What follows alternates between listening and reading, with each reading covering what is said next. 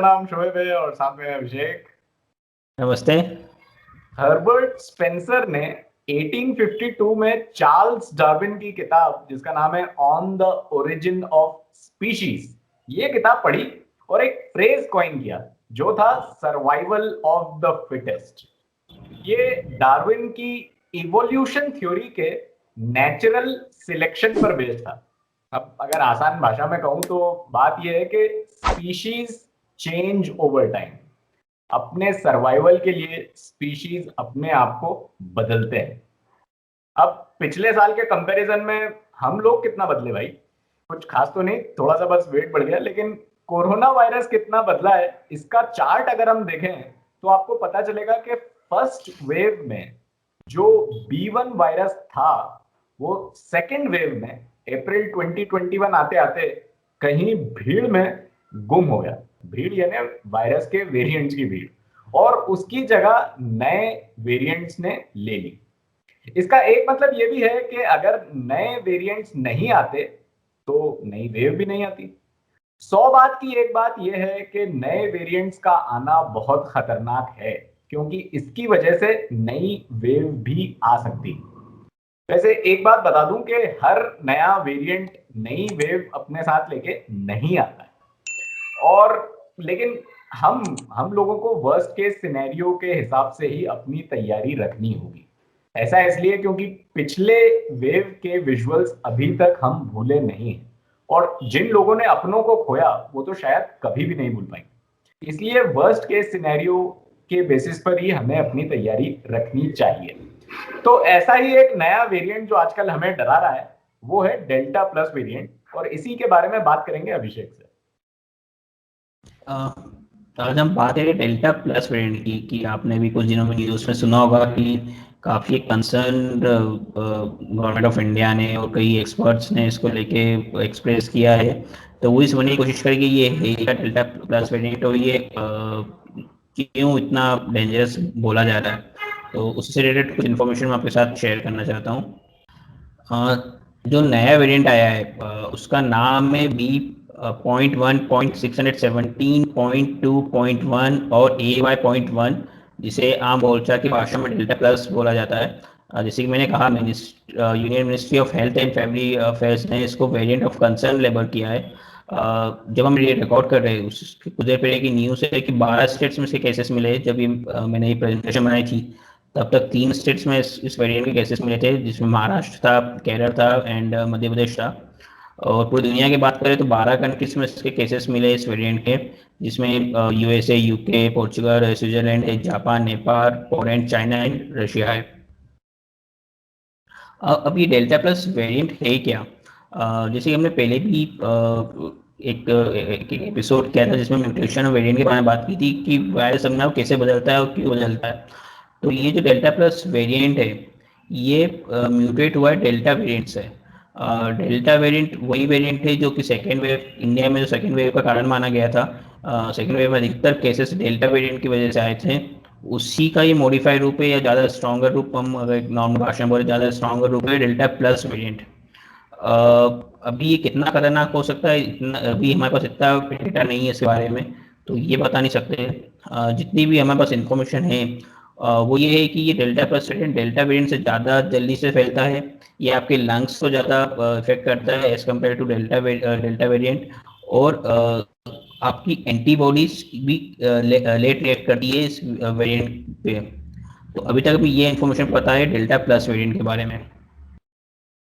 अब दूसरा क्वेश्चन आता है क्या वैक्सीन इफेक्टिव है इस वेरिएंट पे? चूंकि वैक्सीनेशन चल रहा है हमारे देश में, तो वैक्सीन इफेक्टिव है क्या? एक डोज इफेक्टिव है या आपको दोनों डोज लेना पड़ेगी तो इफेक्टिव होगी? तो इसके लिए भी सफिशिएंट डेटा नहीं है, अलग अलग थ्योरी आ रही है, बट अभी भी सफिशिएंट डाटा नहीं है कि हम ये कंक्लूजन पहुंच सके कि ये वैक्सीन इस डेल्टा प्लस वेरिएंट पे कितने इफेक्टिव है। हालांकि गवर्नमेंट ऑफ इंडिया का कहना है कि जो डेल्टा वेरिएंट है, जो उसका पेरेंट वेरिएंट है, उस पर कोविशील्ड और कोवैक्सीन जो दोनों इंडिया में लग रही है वो इफेक्टिव है।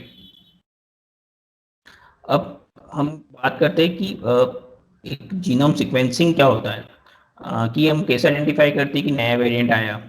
तो आप जैसे कि वायरस अपने आपको रेगुलरली चेंज करता रहता है, वो अपनी कॉपीज बनाता है, जब आपकी बॉडी में जाएगा तो कॉपी बनाएगा वो। कुछ कॉपी स्ट्रांग हो सकती है, कुछ सेम हो सकती है, कुछ वीक हो सकती है। तो ये जो प्रोसेस होती है आइडेंटिफाई करने की कि एक नया एक स्ट्रैंड आ गया, एक नया म्यूटेशन हुआ है वायरस में, इस पूरी स्टडी को बोलते हैं जीनोम सीक्वेंसिंग। इसमें हम ये करते हैं कि जो पॉजिटिव सैंपल्स थे किसी पेशेंट के, उसमें हम देखते हैं कि जो उसमें वायरस है वो जो हमारे आसपास अभी जो एक जो कॉमनली जो नोन वायरस है उससे कितना अलग है, या उससे वो स्ट्रांग है या उससे वीक है, उसमें क्या स्ट्रक्चर चेंजेस है और वो हम पे किस तरह से इफेक्ट कर सकता है। इस पूरी पूरी प्रोसेस को बोलते हैं जीनोम सीक्वेंसिंग।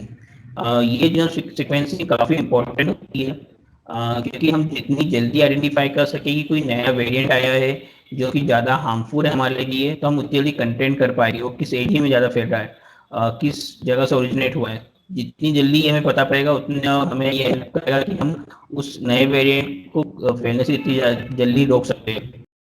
अब जीनोम सीक्वेंसिंग की बात करें तो कई कंट्रीज में जैसे ही जब से कोरोना वायरस आया था तब से जीनोम सीक्वेंसिंग की प्रोसेस स्टार्ट हो गई थी, पर इंडिया में हम थोड़ा लेट हो गए। हमने 30 दिसंबर 2020 को यूनियन हेल्थ मिनिस्ट्री ने अनाउंस किया था कि वो एक ग्रुप बना रहे हैं इंस्टीट्यूट्स का। ये आपके सामने ये इन 10 इंस्टीट्यूट्स की लिस्ट आपको दिख रही होगी।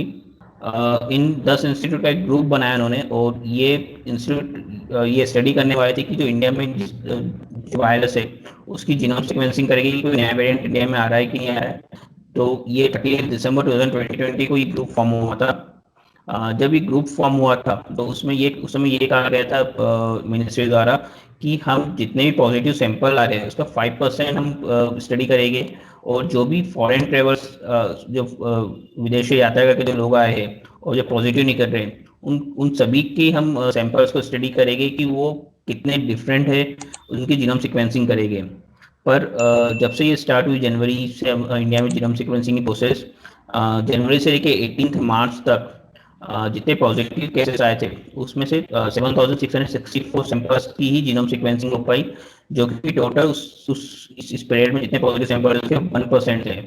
और अभी जो मैंने लेटेस्ट इंफॉर्मेशन फाइंड करने की कोशिश की जो कि मुझे मिली नहीं है कि अभी कितने जगह जीनोम सीक्वेंसिंग हो रही है और हम कितने percentage of positive cases genome sequencing कर रहे हैं। ये जो 1% का नंबर है, ये एक्चुअली बहुत कम नंबर है, क्योंकि अगर आप दूसरे देशों के नंबर देखेंगे तो आपको पता चलेगा कि दूसरे देशों में जीनोम सीक्वेंसिंग पर काफी ज्यादा जोर दिया जाता है। अप्रोक्सीमेटली अगर एक एक कई कंट्री से लगभग जितने पॉजिटिव के साथ उसको 10% तक जीनोम सीक्वेंसिंग करती है। हम टारगेट लेके चलते हैं 5% का, बट हम जनवरी से मार्च तक केवल 1% सैंपल्स पे जीनोम सीक्वेंसिंग परफॉर्म कर पाए।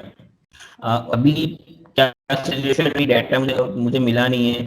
हम यही होप कर सकते हैं कि अभी ज़्यादा सैंपल्स की जीनोम सीक्वेंसिंग हो रही होगी और काफ़ी जगह फैसिलिटीज़ बढ़ गई होगी जहाँ पे ये फैसिलिटी हो कि जीनोम सीक्वेंसिंग हो सके, क्योंकि ये एक बहुत ही टेक्निकल प्रोसेस है। इसमें एक एक्सपर्ट की ज़रूरत होती है जो कि एनालिसिस कर सके कि ये जो वेरिएंट है वो कितना डिफरेंट है अभी जो वेरिएंट मौजूद है उससे। तो ये तो था डेल्टा प्लस वेरिएंट के बारे में, और मैं एक बार फिर वहीं जाना चाहता हूं जहां से हमने बात स्टार्ट की थी कि स्पीशीज चेंज ओवर टाइम, और इसीलिए ये डेल्टा वेरिएंट और डेल्टा प्लस वेरिएंट और बहुत सारे वेरिएंट्स अगर आप पढ़ेंगे तो आपको मिलेंगे कि बहुत सारे वेरिएंट्स दुनिया में पाए जाते हैं इस वायरस के। यानी इसका सीधा सा मतलब ये है कि वायरस के नए वेरिएंट्स आएंगे और इसके लिए हम कुछ नहीं कर सकते, लेकिन हम अपनी तरफ से जो कर सकते हैं वो यही है कि कोविड अप्रोप्रिएट बिहेवियर फॉलो करें और जल्द से जल्द वैक्सीन लगवाएं। इसी के साथ मैं दो चार्ट्स भी जल्दी से दिखा देता हूं अबाउट वैक्सीनेशंस। कुछ एक्सपर्ट्स का ये मानना है कि दोनों वैक्सीन डोज लगना इंपॉर्टेंट है, और हमारे यहाँ दोनों वैक्सीन लगे हुए लोगों का नंबर बहुत कम है। यानी थर्ड वेव अगर आती है तो हम पर खतरा ज्यादा है। लेफ्ट वाले चार्ट में बात की गई है बिग स्टेट्स की, और येलो वाला कॉलम आप देख सकते हैं जिसके हिसाब से गुजरात, केरला और दिल्ली ऐसी बड़ी स्टेट्स हैं in terms of population, not area, जहां सबसे ज्यादा लोगों को डोजेस, दोनों डोजेस लग चुके हैं, लेकिन ये परसेंटेज है सिर्फ 8%। राइट वाले चार्ट में स्मॉल स्टेट्स हैं again in terms of population, जहां त्रिपुरा में सबसे ज्यादा 13% लोगों को दोनों डोजेस लग चुके हैं। और प्रॉब्लम यही है कि अगर 13% लोगों को दो डोज लगे हैं यानी 87% पॉपुलेशन वल्नरेबल है जिनको दोनों डोज नहीं लगे।